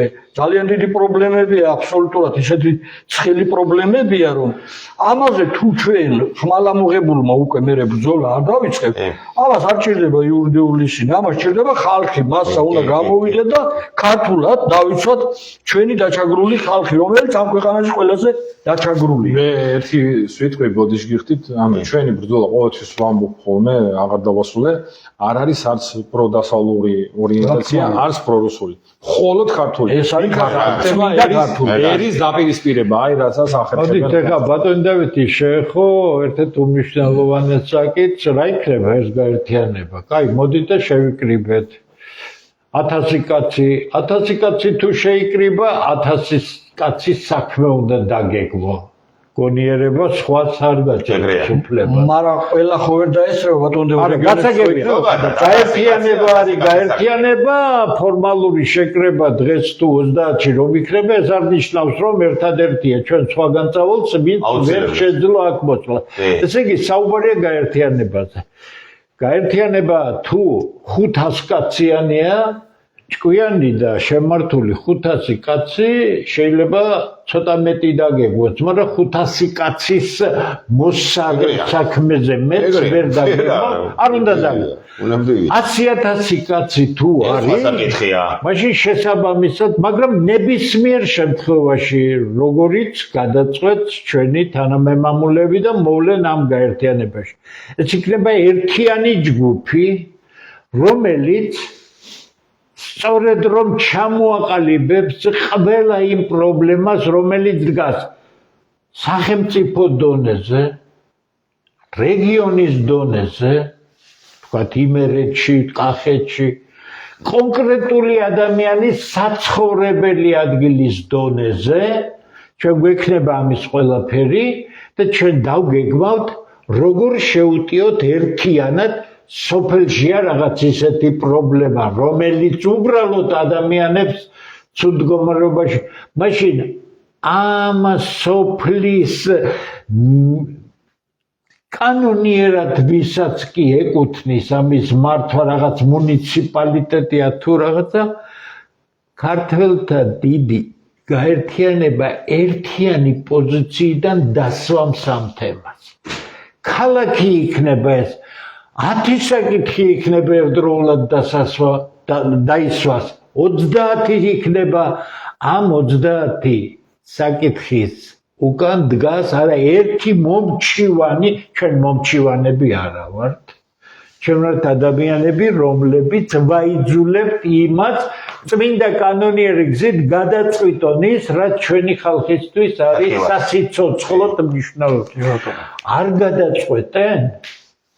მაშინ ჩვენ გაერთიანება ერთად მოვილაპარაკეთ. რა პოლიტიკურ გზებს რა უყოთ იმ ადამიანებს, რომლებიც არიან ხელისუფლებაში, კანონს ფეხებზე იკიდებენ, ჩაფლული არიან მექრთამეობაში, ჩაფლული არიან უპასუხისმგებლობაში, დაბრუნებული გაქვთ ადრე რაიონული ცენტრები რო ქვიოდა, ახლა ესე იგი, ახლა მუნიციპალიტეტები იქ, იმიტომ რომ თბილისში ყავთ დიდი მფარველები, ამიტომ იქ მოქალაქეები არაფრად თუ არაფრად არ მიგაჩნიათ, მაგას გაერთიანება განახებთ თქვენ როგორი უნდა დამოკიდებული. ამიტომ კიდე გეუბნებით, ეს იქნება ყველა საკითხი, რომელიც დაისმება და არც ერთი უყურადღებოდ არ დარჩება, იქნება შესაბამისად დალაგებული, შესაბამისად თითეულის მიმართ იქნება შემუშავებული გარკვეული მოქმედების გეგმა და ისეთ საკითხებზე, რომელიც მოითხოვს ძალის დემონსტრირებას ხელისუფლების წინაშე, ან ადგილობრივი ხელისუფლების წინაშე, რომელსაც უბრალოდ კანონდარღვევამდეა მისული და არ აკეთებს იმ. ჩვენ ამ ძალის დემონსტრირებასაც გავაკეთებთ. როგორ გავაკეთებთ? 1000 კაცი თუ იქნებით, 1000 კაცი იქნება. 100,000 თუ იქნებით, 100,000 იქნება. თუ გნებავთ რომ საკითხები გადაწყდეს, კიდე გეუბნებით, სამუშაოა ძალიან ბევრი, ვიმუშაოთ ჩვენს გარეშე. ქვეყანას ვერავინ ვერ დაალაგებს, საკუთარი ქვეყნის პატრონები უნდა გავხდეთ. არა ვართ პატრონები, იმიტომ რომ ვიღაცებს ვზდიეთ ამდენი ხანი და მივედით ჩიხში. ეხლა საქართველო არის ჩიხში. როგორ გამოვა აქედან ჯერ ცნობილი არ არის. ამ სისტემის გამაწონასწორებელი არ არის ეხლა იქნება, რასაც ქართულთა დიდი გაერთიანება ქვია. სისტემა, ეს მახინჯი სისტემა რომ გააწონასწოროს და უთხრას რომ არ გამოგივა მასე შენ, არ გამოვა, იმიტომ რომ ქვეყანა იგრევა. ქართველი თუ არ დარჩა აქ, რომელ საქართველოზე მელაპარაკებით, ქართველი მალე აქ უმცირესობაში იქნება. თუ ამ პროცესს არ შევაჩერებთ. ამიტომ გვინდა ყველაფერი მოფიქრებული გვაქვს. აიღო ამ ხელა პასუხისგებლობა შენნაირ ადამიანებთან ერთად, რომლებსაც შენ ადრე საქმიანი ურთიერთობა არ მქონდა, მაგრამ ჩემთვის ყველა ღირსეული ქართველი არის ჩემი მეგობარი და მე მასთან მზადა ვარ ვიმუშაო, იმიტომ რომ მე თანამეინახეს კი არ ვეძებ. მე თანამებრძოლს ვეძებ, ვისაც ეს ქვეყანა ისევე ტკივარ, მე სხვაზე უფრო ტკივად ხო ვერ ვიტყვი, ამას ვერავის ვერ ვაკადრებ. მაგრამ მე ხომ ტკივა და გადავდგი სხვა ქართველისკენ ნაბიჯი. ეხლა მოდი ერთმანეთისკენ გადავდგათ ეს ნაბიჯი. როგორ უნდა გავაკეთოთ? პირობას გაძლევთ. მსოფლიო დონის ექსპერტები იქნება. საქართველოში ნებისმიერი დაინტერესებული ჯგუფი იქნება, ყველგან ღია დებატებს გავმართავთ და მე ჩემი თავი პირადად გამოცდილი მაქვს და ძალიან კარგად ვიცი, რისი გაკეთება შეგვიძლია, რანაირად შეიძლება მსჯელობა გინდ უცხოელებთან იყოს, ვერც ერთი უცხოელი ჩვენ ვერაფერს ვერ გვასწავლის. რაც სასწავლია უცხოეთიდან მეცნიერება იქნება თუ ტექნოლოგია. მაგას შენ არავის მითითება არ გჭირდება, ამ დაქცეულ სისტემაშია სწორედ ტექნოლოგიები დაკარგული და რაც გვეუბნება ჩვენი ხელისუფლება? ტურიზმი, ბორდელი, ტურიზმი, ბორდელი, კაცები, კაზინო, სასტუმრო, არიქა ვიღაცა. კი, ზუსტად ეგრეა. გაერთიანებული ემირატებიდან კაი კაცო, გაერთიანებული ემირატიდან უმსხვილესი ინვესტორი ამერიკის შეერთებული შტატების პრეზიდენტმა ამ ერთი თვის წინ გვერდით დაიყენა, უზარმაზარი პატივი გამოხატა და ის კაცი ჯერ 20 მილიარდს და შემდეგ კიდევ მეტ დებს მონაცემთა დამუშავების ცენტრების გასაკეთებლად, ანუ მეცნიერებაში და ტექნოლოგიებში. შენ ჩამოყავს გაერთიანებული ემირატიდან არ ჩამოყავს 6 მილიარდი მომაკო. მანახე ხელშეკრულება. რა პირობები? და რას აკეთებ? ესე იგი უნდა გაყიდო 45 ჰექტარი ერთ-ერთი საუკეთესო ადგილი, სადაც ფანტასტიკური პროექტის გაკეთება შეიძლება გონიოში, რომ იმან იქ ააშენოს ისეთი რამეები, რომელიც კაზინო და ბორდელი. აბა სხვა რას გააკეთეს სხვა. თბილისში არაერთი ცნობილი სასტუმრო იყო, როცა აქ არაბული სამყაროდან ჩამოდიოდნენ კაზინოში და სპეციალური რეისები იყო, რომელსაც გადაჰყავდა იგი ცნობილ სათამაშო ცენტრებში. ასე რომ ჩვენ კარგად უნდა და როგორ ტრამპს ამერიკა აწუხებს ისეთი რომ მეცნიერება და ტექნოლოგია განვითარებს ამერიკას, რომელიც ტექნოლოგიურად დღეს ერთ-ერთი მართალია ნეოლიბერალიზმმა მაგრად დაარტყა, მაგრამ რაც ახლა ამერიკაში ხდება, სწორედ ამ უბედურებიდან შეგაწუხებს კარგი სასწავლოს აშენება. დიახ. ჩვენ რაც ვაკეთებთ, დღესაც კი იგივე ტურიზმზე ლაპარაკობ. ასეთი ზღაპარი ქვეყანა, როცა გაქვს ტურიზმი, ყოველთვის იქნება სწორ მიმართულებას თუ შეირჩევ, ყოველთვის იქნება კარგი შემოსავლების მომცემი, მაგრამ ეს ვერ იქნება ეკონომიკის წამყვანი, არ შეიძლება ეს იყოს. ამიტომ მე დღეს დავწერე, გავიმეორებ, ეს პროფესიული სიშტერე, ანუ ეს მოზდით დილეტანტებს, სიშტერე გაასაღონ პოლიტიკა და თან გონორით ისაუბრონ, რომ ეს არის, როგორ ამბობენ, რა სექსუალური სიტყვა რა, ეს არის ქართული ეკონომიკის დრაივერი. დრაივერი. ამოძრავებელი ესე. ამ პროფესიულ სიჩლუნგეში, ამ პროფესიულ არაპროფესიონალიზმში ჩაფლული ვართ 33 წელია და თუ თქვენ ასე გინდათ გავაგრძელოთ, მაშინ ჩვენ მომავალი არ აქვს. ჩვენ გვაქვს მომავალი, ფანტასტიკური ქვეყანა. აქ ბიჭებმა წამოჭრეს საკითხები, რომელიც გაცილებით სხვა გლობალურ ასპექტშია დასანახი, რა ფუნქციის მატარებელი შეიძლება იყოს ახალ მსოფლიოში საქართველოს. თქვენ თუ ფიქრობთ, რომ ეს მცირე ფუნქცია, ან როგორც ჩვენ ვიკითხავს რაიმე, აბა ხო, რას ქვია, ვინ კითხავთ? როცა საკუთარი ქვეყნის დამხობას დაუჭირეთ მხარი 1992 წელს და მერე ყველა დამამხობელი ხელისუფლება თქვენი განწყობით მოიყვანეს. ამერიკელებმა მოგიყვანეს?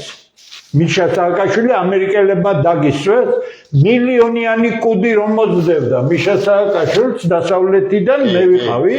კი, ასე იყო. არა და მე მასთან საუკეთესო ურთიერთობა მქონდა და შემეძლო 2 კვირის ვადა მქონდა მე, რომ ნაცმოძრაობის წიაში ჩავწერილიყავი და მათი სახელით ქუთაისში კენჭი მეყარა როგორც მაჟორიტარ დეპუტატი. მე ყველაფერზე უარი ვთქვი და წამოვედი, იმიტომ რომ ჩემს გვერდით იყვნენ ამ ბიჭებთან ერთად ვიყავი და ვხედავდი ესენი რომ მზად არ იყო. ისინი რომ მზად არ იყვნენ და ქვეყანას დააქცევდნენ ამერიკის შეერთებულ შტატებში უშიშროების საბჭოშიც ვისაუბრე და უთხარი რომ დასავლეთისთვის ეს არის ცუდი, რადგან მათი ავტორიტეტი შეილახება ძალიან მაგრად. არა და მაშინ ჩვენ გჭირდებოდა ეს ვერ გაითვალისწინეს, ავარდნილი ქონდათ თავს. ამას ვეუბნებოდი შევარდნაძის გარემოცვასაც, საჭიროა გარდამავალი პერიოდის გაკეთება, საჭიროა ქვეყნის რეფორმირება, წინააღმდეგ შემთხვევაში არ შეიძლება. კაცო, ვეუბნებოდი, მე მაქვს ამ ხალხთან მეგობრული ურთიერთობა. ხო, მაგრამ მეგობრული ურთიერთობა რა შოშია, ხედავ რომ მზად არ არიან სახელმწიფო საქმისთვის, მოვიდნენ ხელისუფლებაში და რა ქრეს ქვეყანა აგე. ამიტომ კარგად დავფიქრდეთ, ჩვენ აქ ორი ახალგაზრდა ძალიან კაი სიმბი, ასეც უნდა იყოს.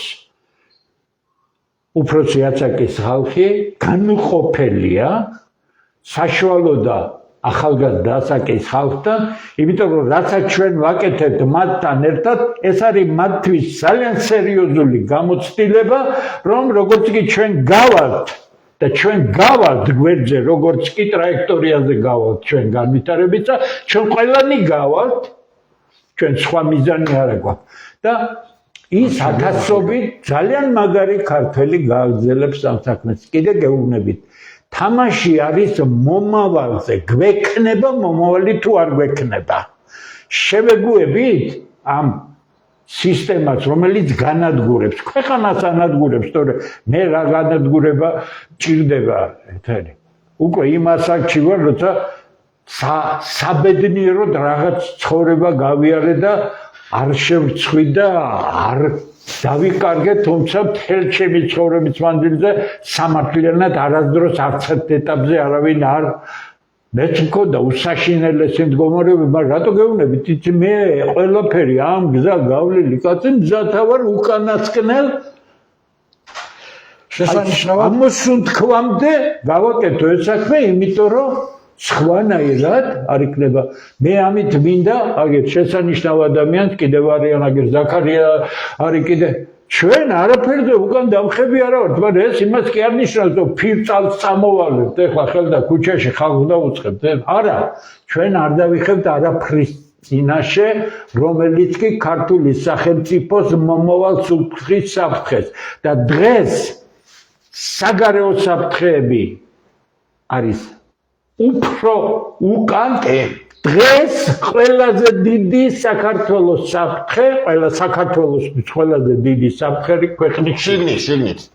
წება. დიდი მადლობა. რამოდენიმე სიტყვას არა, ჯერ არ ვახარებ. დიდი მადლობა ბატონო. ეხლა მე თქვენთანაც მინდა ბატონო გიორგი, აი რაზე გაამახვილებ, თქვენ როგორ გესახებათ, აი რა პრობლემებზე, აი ფუნდამენტური პრობლემები თქვენ იმ დღეს იქაც იყავით ასული მცხეთაში, მაღლა იქ ჯვარზე, როდესაც თლიანად როგორ იყო დახაჭნილი აბსოლუტურად. მე მგონი ეს ძალიან დაგეგმილი პროვოკაცია აშკარა. აი ბევრი პრობლემაა და თქვენ აი პირველ რიგში მე მინდა რომ ბატონმა დემურა შესანიშნავად ჩამოაყალიბა ეს ყველაფერი, ხა ეს მე უფრო გავბედავ იმას და რადგან შედარებით უფრო რამოდენიმე წლით უმცროსი ვარ ბატონ დემურზე, უფრო ხისტად ვიტყვი ამ ყველაფერს. ყველაფერს აქ მიზეზ შედეგობრივი. მე მართლია სიხისტე. არა, მაინც ახლა თქო უფრო დახმეტილი, მე უფრო გიკურ ვიტყვი. იმას რომ ბატონმა დემურმა თქვა ის სააკაშვილის მოყვანა, ის გრძელი კუდი დასავლეთიდან და ასე შემდეგ და ასე შემდეგ. ზოგადად ჩემო ქართველებო, ჩემო სისხლო და ხორცო, უნდა ვიცოდეთ, რომ სამყაროს არსებობა კიდევ ერთხელ ვიმეორებ, არის ბრძოლა არსებობისათვის. სუსტები არა მარტო ადამიანებში, ფლორაში და ფაუნაში, დინოზავრები იქნება, მამონტები იქნება, თუ ადამიანებში ცივილიზაციები, ბაბილონი, ურარტო, თუ ხეთები, თუ ეგვიპტე, თუ ასე შემდეგ, სუსტი ცივილიზაციები ისპობიან და უფრო ძლიერები და სიცოცხლის უნარიანები იკავებენ მათ სასიცოცხლო არეალს, მათ ტერიტორიას და მათ ბუნებრივ რესურსებს. აი ბატონმა დემურმა წითელი ხაზი ახსენა, წითელი წერტილი. იმ წითელ წერტილს თუ გადავწდებით, მე უკან დაბრუნება არ იქნება. მე პროფესიით ვარ ისტორიკოსი, საერთაშორისო ურთიერთობების და საგარეო პოლიტიკის მაგისტრი და ჩემი საყვარელი მსგავსი სამწუხარო მაგალითი არის რომის იმპერიის ერთ-ერთი მაგალითი, როდესაც მეხუთე საუკუნეში, უკვე მეხუთე საუკუნის მეორე ნახევარი არის, რომის იმპერია უკვე ეცემა, დასავლეთ რომის იმპერია, ზნეობა, მორალი, გაღწილება, ყველანაირად დაცემულია, სამხედრო ძლიერება და ამ დროს მონღოლოიდური ტომები, ჰუნები ძლიერდებიან, ატილა ალბათ გაგიგიათ თქვენთაგანს, რომელიც შიშის ზარს როგორც აღმოსავლეთ იმპერიას, ასევე დასავლეთ იმპერიას. თუმცა რომში გამოჩნდებიან დიადი ადამიანები, როგორებიც არიან აეტიუსი და მისი თანამებრძოლები, რომლებიც გენერალურ ბრძოლაში ახერხებენ იმას, რომ რომის იმპერია, რომელიც არის გახსნილი და დაცემული ყველანაირად ეკონომიკურად, ზნეობრივად, მორალურად, სამხედრო თვალსაზრისით, აჩრდილი არის დარჩენილი. რომის იმპერიის 455 წელს კატალაუნის ბრძოლაში ამარცხებს ატილას და იწყება თითქოს და რომის შემოbrunების ეპიზოდი. მაგრამ რომაელმა ხალხმა არ მოინდომა ეს ყველაფერი, აეტიუსი და მისი თანამებრძოლები გამოასალმა სიცოცხლეს და სულ რაღაც დაახლოებით 20 წელიწადში 476 წელს რომის იმპერია ეცემა, რომის ქალაქი ძირფესვიანად ნადგურდება, 1/13 კლავენ და 1/13 ტყვეება წაასხა. ასე რომ თქვენზე არის ჩემო ქართველებო დამოკიდებული ყველაფერი. თქვენ უნდა გამოხვიდეთ ბრძოლის ველს, პოლიტიკურ ბრძოლის ველს გულისხმობ, ფიცალს არ გულისხმობ და თოხს არ გულისხმობ, პოლიტიკურ ბრძოლის ველს. რაქნას გენერლებმა თუ ჯარი არ გამოდის ბრძოლის ველს და დღეს ჩვენ ვხედავთ, რომ ჯარი გადის ბრძოლის ველზე ან ერთიანი ნაციების პარტიასთან, ან ფსევდოეროვნულებთან და რაღაც კონსერვებთან, პირდაპირ ვიტყვი აფსნაძეებთან, ალტიფოებთან და საბოლოო შედეგი რა არის? ერთი კაცი არ აქვს პარლამენტში, რომელიც ტრიბუნასთან ქართულ სიტყვას იტყვის. ქართული ჯარი, ქართული მოქალაქე, ქართველი კაცი, ქალი უნდა დადგეს ეროვნული იდეის გამტარი, შეურიგებელი, უკომპრომისო უკან დაუხეველი და სამშობლოსთვის აი თავგანწვირისთვის მზად მყოფ ხალხთან, სუფთა და პატიოსან ხალხთან, რომელთა რენომე, რომელთა წარსული, რომელთა ეგრეთ წოდებული სლენგს ვიტყვი, ბექგრაუნდი აკმაყოფილებს იმ სტანდარტებს, რომ ის იყოს გენერალი და ბრძოლაში გაუძღვეს და გაამარჯვებინოს თავის ერთ. თქვენ უნდა გამოხვიდეთ ბრძოლის ველზე. ისე კი არა, უი რა კარგია, აი ბატონი დემურის ძალიან მომწონს, აი ხამდე ლაიქს დაუსვა, მაგრამ არჩევნები რომ მოვა 50 რა თქმა გაყიდო. ასე არაფერი არ გამოვა, ჩემო ძირფასე. ასე არ გამოვა. ხართეძოზე წოლა და ლაიქების წერა მარტო და მე არჩევნებზე ხმების გაიდვა და კარუსელის და ეს დააქცევს ჩვენს ქვეყანას და გაანადგურებს თქვენს მომავალს, თქვენი შვილების მომავალს. ყველა უნდა გამოვიდეთ ბრძოლის ველზე და როგორც თქვა, ანუ მე პირდაპირ ვიტყვი, 1000 კაცი თუ ვიქნებით, 1000 კაცის საქმეს გავაკეთებთ, ახლა 100,000 თუ ვიქნებით, შესაბამისად ვიმოქმედებთ და ვიპოვით იმ პოლიტიკურ გზებს, როგორც ბატონმა დემონმა თქვა და როგორც ხშირად ლაშაც ამბობს და ბატონი დავითიც ამბობს, რომ ის პრობლემები, რაც არის წამოჭრილი სასიცოცხლოდ მნიშვნელოვანი პრობლემები ჩვენი ერის ეს მრავალრიცხოვანი არ ჩამოვთვლი ამას, იქნას თუ არ მოაგვარებენ, ჩვენ მოვაგვარებთ მაშინ. ეში გაიწევა ის მთავრობა, რომელსაც არ შეუძლია ამ პრობლემების მოგვარება, ან არ უნდა ამ პრობლემების მოგვარება და გააკეთებს და მოვა ის, ვინც გააკეთებს და გადაწყვეტს ამ პრობლემებს. ეს იყო და დამემატებინა, მეტი არაფერი. მე ვიტყვი ჩვენ მომავალზე. ანუ ჩვენი მომავალი რა იქნება უბრალოდ თუ ქართველთა დიდი გაერთიანება არ მოხდა. ქართველ ერზე ვიტყვი. ქართველი ერი იქნება, ქართველი ეს ექნება ანუ წინ და ესე გაუშვიანი. ეხლა არის მოკლე წკეპლი, ხო? კი. მე გაუშვიან უფრო დიდ წკეპლს და უფრო მსხვილს. და მე ეყოლება ერთი ბატონი კი არა, სხვადასხვა ბატონები, სხვადასხვა ანუ ქვეყნის ბატონები, ნიგერიელები, პირობითად არ ვერჩით, პალესტინელები და სხვადასხვა და შემოარტყამენ პაკისტანელები. დიდ წკეპლს და უფრო მეტად გამწარდები. აი ეს იქნება ჩვენი მომავალი თუ ქართველთა სანამ ბოლო ქართველი არ მოიწურება ქვეყანაში. რაც შეეხება ოკუპაციას, მე ვთქვი შიდა ოკუპაცია. როდესაც გარე ოკუპაცია ხდება და სხვა ქვეყანა გიპყრობს, ჯარი იკრიბება, ხოასია. აგრეა. ჯარი იკრიბება, მიმდინარეობს ბრძოლა, რომ სამშობლო დაიხსნა და თავი შეწირო და ასე შემდეგ. ჩვენ ვამბობთ პირდაპირ, ვისაც შეკითხვები ექნება გარე შიდა ოკუპაცია როგორ არის?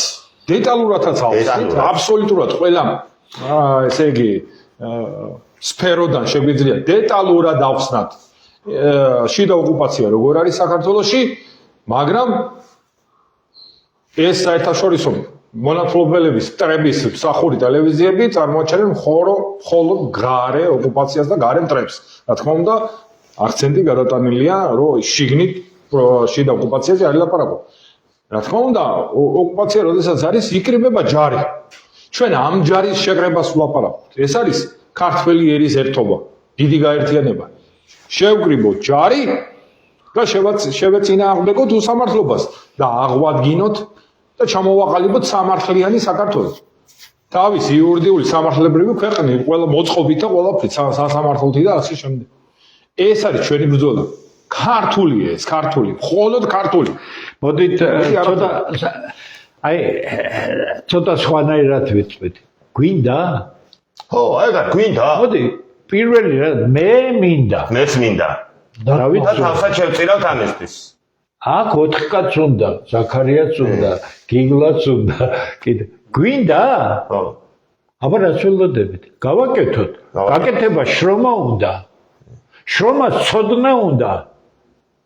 ცოდნას განხორციელება უნდა, ხო, მოგა. საჯაროდ საათობით შემიძლია ვისაუბროთ სხვასთან ერთად თუ როგორი ეტაპებით უნდა ვიაროთ. პირველი ნაბიჯი, მეორე, მესამე, ასე არ არის, რომ პირდაპირ ყველაფერი გამოდიოდა. მაგრამ თავარია გეკითხებით. ქართველთა დიდ გაერთიანებას როცა ვაკეთებდით, იმედი მქონდა, რომ ქართველებს უნდათ ღირსეული გარემო. სუსტად. გინდათ? მაშინ 1000%-ით შემიძლია გითხრათ, რომ ჩვენ ყველანაირი რესურსი გაგვეჩნია, ადამიანური, მატერიალური, ფინანსური, მიწის ქვეშ იმისთვის, რომ და რაც მთავარია ყველაზე დიდი სიმდიდრე დააკვირდით ახლანდელ ახალგაზრდებს. ის რომელიც დამპალმა იდეოლოგიამ არ შეისრულა. როგორი საღები არიან, რა ფანტასტიკური მეცნიერები, პროფესიონალები, ექიმები, ინჟინრები შეიძლება გამოვიდეს აქედან. გვინდა ღირსეულ გარემოში საკუთარი შვილები და შვილიშვილები ვიხილოთ, თუ გვინდა გავაკეთებთ, 1000%-ით გავაკეთებთ. ეხლა გამოჩნდება, უნდა თუ არა ქართველს ეს იძულებით არ კეთდება, ეს რეკლამებით არ კეთდება. კი, ჩვენ რაღაც ფულს ვიშოვით ტელევიზიით, აბა წავა იქ როგორ ესე იგი გავაკეთებინეთ კაც რეკლამო კომპანიას რომ ქართველთა დიდი გაერთიანება ვაშა და არა საქმეს ეს არ ჭირდება საქმე სჭირდება კაცებს ბეჭდიანი ხაღალდი არ ჭირდება ეგრე გინდა გავაკეთებ და გავიმარჯვეთ თუ თქვენ გინდათ გავაკეთებ იმას რაც დაისახება მიზნად გაუკეთებელი არაფერი არ არის ყველა ნორმალური ქვეყანა ვინც დადგა ფეხზე შიგა ძალების მობილიზაციის ხარჯზე დადგა და არა გარე ძალის მიერ არა ორიენტაციების არა ამ იდეოლოგიის მიდევნები და იმ იდეოლოგია არის ქართული ეროვნული ამას სჭირდება ეროვნული ცნობიერება და ტექნოლოგია არის სხვადასხვა ამ ბიჭებმა დღეს გითხრეთ საკუთარი ხედვა ამ ეს არის სპექტრი რომელიც შესაბამისად გამოყენებული იქნება საჭირო მომენტში. იმიტომ რომ დღევანდელ მომენტში შეიძლება იყოს ეს საჭირო, ხვალინდელ მომენტში ეს საჭირო, მაგრამ მექანიზმი ჩვენი სიმდიდრე ამ გაერთიანებას არის ის, რომ აქ იქნება მთელი ის ნაკრები შეხედულებათა სისტემისა, რომელიც ყველაზე ეფექტურად როცა იქნება ჩართული იქნება. გამიგეთ, ეს სულ სხვა მიდგომებია, ვიდრე ამდენი წლის განმავლობაში საქართველოს იყო. ჩვენ კრიბავთ ქართულ ინტელექტს და ეს ინტელექტი თავისი მიმართულებებით, შეხედულებებით ჩართული იქნება საქმეში, მაშინ როცა ის იქნება ყველაზე ეფექტური. ბატონო, რაღაც უნდა შეგეკითხა, უბრალოდ მოსახლეობასაც მინდა აუხსნა. შიდა წარმოებას რატო გრძალავენ აქ? ძალიან მარტივი მიზეზის გამო. დამამატებ რას? ეროვნული რესურსი. ანუ ესე იგი მე მარტივად ვიტყვი, ანუ თიხის წარმოებლებთან ვიყავი მისული და არაჩვეულებრივი, ესე იგი გვაქვს ნაწარმი თიხიდან. აი რაც რომელიღაც კომპანია სუპერმარკეტში შეხვალ ქვაბები ასე შემდეგ მე მაგალითად ვერ ვყიდულობ თურქულს იმიტომ რომ იქ არ დევს და მითხდეს მე დიდი გამოფენა იყო და ლიცენზიებს არ გვაძლევენ ან უძველესი თიხის კულტურის მქონე და რას დავამატებ ან და რას შეგეკითხებ ანუ ამაზე მიმდინარეობს აკრძალვა ან შიდა პროდუქტი რო აწარმოო მიმდინარეობს არა მარტო თიხალაფერზე რო გარედან მოხდება იმპორტი ჩვენ ვიცით ასე თუ დამოკიდებული ხარ ანუ პროდუქტი, ანუ ეკონომიკურად, ანუ შემოგაქვს მაგალითად რუსეთიდან გარე პროდუქტი, შემოდის სურსათი, ანუ დამოკიდებული ხარ რუსეთზე. ანუ ის რასაც გეუბნება, ის უნდა აკეთო. თუ შიდასაც მეტად საკვები და ასეთ სასტრაფო პროდუქტები ანუ თუ დამოკიდებული ხარ თურქეთზე 30% მოგაქვს მისი პროდუქტი, ანუ დამოკიდებული ხარ იმაზე, რასაც გეუბნება, ის უნდა აკეთო. ანუ რატო ესე იგი რამდენად დამოკიდებული ვართ მაგალითად მე ვიცი 70% ვართ რუსულ ბაზარზე დამოკიდებული მე ასე ვიცი შესაძლოა არ იყოს 70-60 იყოს თურქულზე 20 და მოდი ესე იგი დავამატებ როდესაც მოვიყვანეთ ჩვენ წინა წელს საზამთრო ესე იგი რამოდენიმე 1000 ტონა იყო უკვე მოსავალი უნდა აღებულიყო და შემოიტანეს თურქეთიდან მიწასთან გაასწორეს ის არა ქვია. სოფლზე გამოსული მოდი ეხლა ეს საკითხი ცოტა სხვანაირად ხდება, მაგრამ თავარი რაც თქვენ აღნიშნეთ, იმას გავაცხადებ. კი ბატონო. იმ კლანურ მაფიოზურ სისტემაში, როგორც საქართველოსია ჩამოყალიბებული, ყველა რაღაცას ყურებს. აქ არ ყველას აქ განაწილებული სფეროები, ეს პირველ რიგში დაახარისხა სააკაშვილმა, შენ ამის შემომტანი ხარ, შენ ამისი, შენ ხარ მწარმოებელი, შენ არავის არ ჭირდები, აქ რა თქმა უნდა მწარმოებელი ხარ, მაშინ ჩემ ნიშაზე შენ გამოდის რომ მე ხომ აქედან რატო არ ვაწარმოებს? არის სახელმწიფო შესყიდვები, რომელშიც რამდენიმე მილიარდი ლარი მიდის. სახელმწიფო შესყიდვები დამოკიდებულია იმპორტზე. ამ იმპორტს თავისი პატრონები ყავს. ამ პატრონებს თავისი პატრონები ყავთ ხელისუფლებაში. შენ კახეთში, შენ სამცხე-ჯავახეთში, შენ სადღაც ხორბალი მოიყვანეს რამდენიმე წლის და წინ შესანიშნავი მოწმობელი და რა უქნეს იცი დედა უტირეს. ისე მიუყვანეს საქმე ტირილი დააწყებინეს ხალხს. თქვენ ვაშლებს გაჩეხავთ გორში და სამცხე-ჯავახეთში, იმიტომ რომ 1000-ობით ტონა ვაშლი შემოდის გარეთიდან. ეს არის მავნებლების მექთამეების სისტემა, რომელიც ყველანაირ ქართულს ანადგურებს. ოღონდ ორი თეთრით მეტი ქონდა. რატომ ანადგურებს? თავარი მიზანი არის. ქართველმა აქედან უნდა დავიდეს, დაიცალოს. დროზე გაასწროს. მიზანი არის ქართველი გადაყვანილი იქნას ეროვნულ უმცირესობაში. 7-8 წელი დარჩა. მერე ჩემო კარგებო, გინდა შევიკრიბოთ ქართველთა დიდი გაერთიანება დავარქვათ. გინდა იარაღს მოვკიდოთ ხელი, ხო? თავზე დაგვატეხავენ ყველაფერს, იმიტომ რომ ეროვნულ უმცირესობაში გადასულ საკიტულო ერთს არაფრის შესაძლებლობა არ ექნება. გინდათ ეს აგერ მიდის მიექანება სწრაფად. ახანდებინო გიორგი. ამიტომ არ გაგაკეთებინებენ, იმიტომ რომ სისტემას ეს მიზანი აქვს. ანუ ჩვენ ამით ვეუბნებით, რატომ უნდა დაუჭიროს? ანუ ამაშია, ხო შეკითხვა. რატომ უნდა დაუჭიროს? ანუ ეხლა არის ჩვენ ვაცხადებთ ქართულთა გაერთიანებას, მაგრამ ამიტომ იყო ეხლა ეს. რიტორიკული კითხვა ასე. რა ხო არა, მონოპოლიები თავიდან მონოპოლიები. როგორ არის მაკროეკონომიკაში, როდესაც მონოპოლური ბაზარი განიხილება, რატომღაც მონოპოლია გონიათ, რომ ვიღაცა ერთი.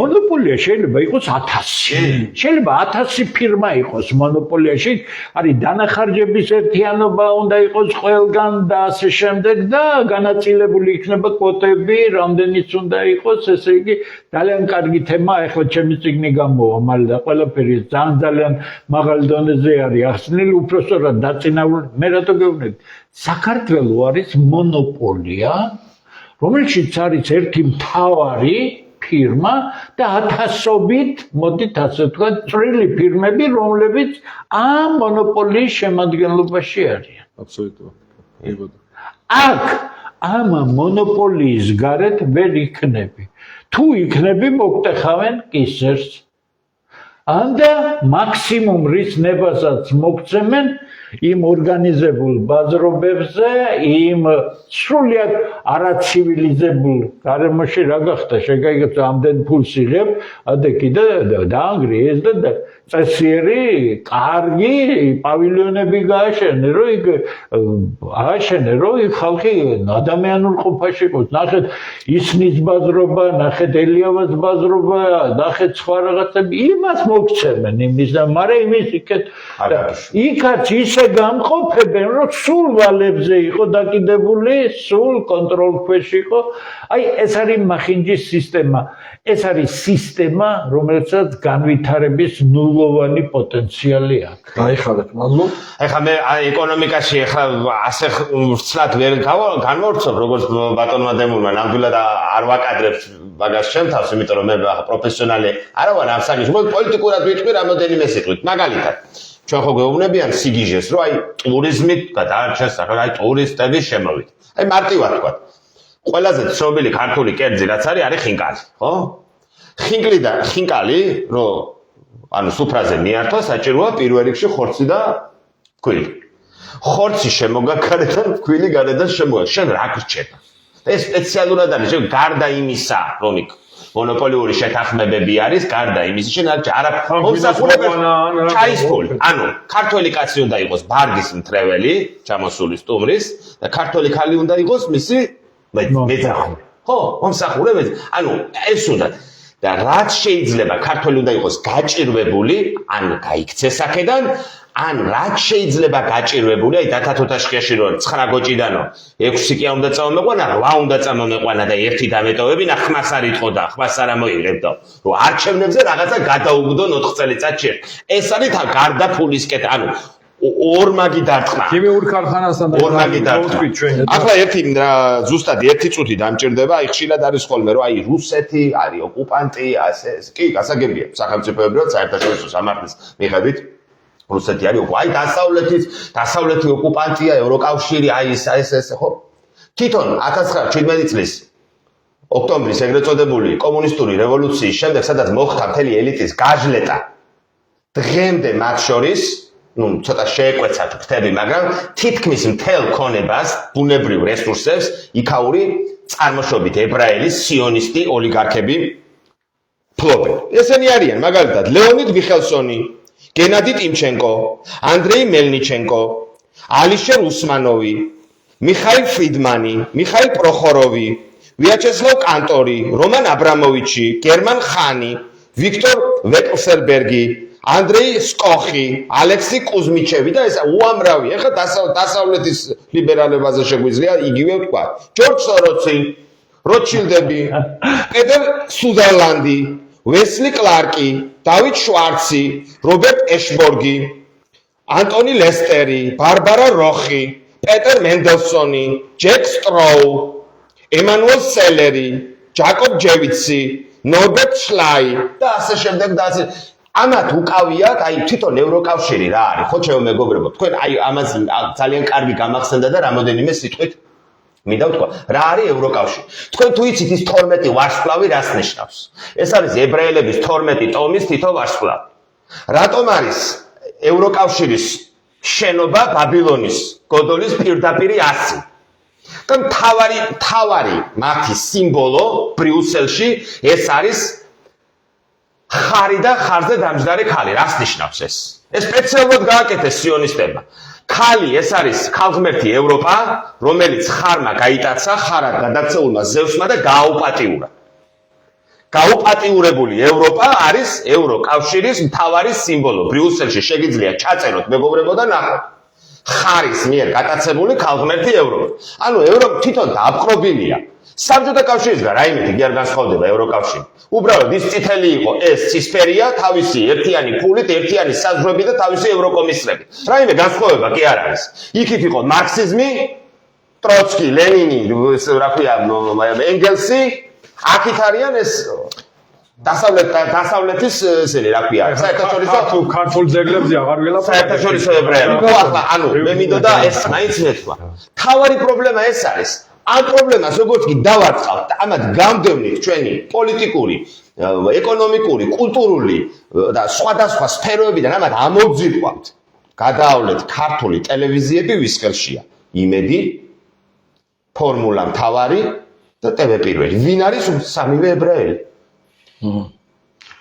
ეს რას მინდოდა მეთქვა. მოკლედ, ძვირფასო მეგობრებო, ჩვენი დღევანდელი ეთერი უნდა დავასრულოთ.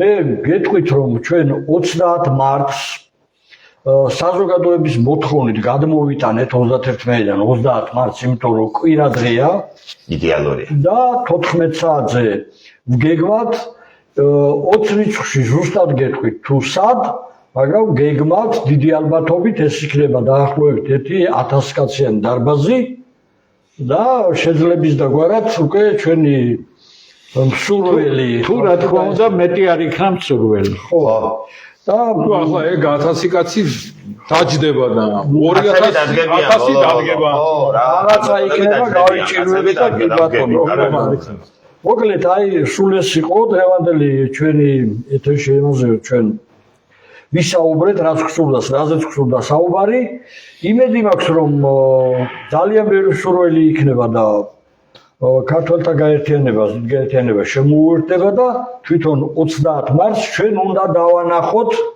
აი ამ რეჟიმებს ქართველთა ერთობა, დიდი ერთობა.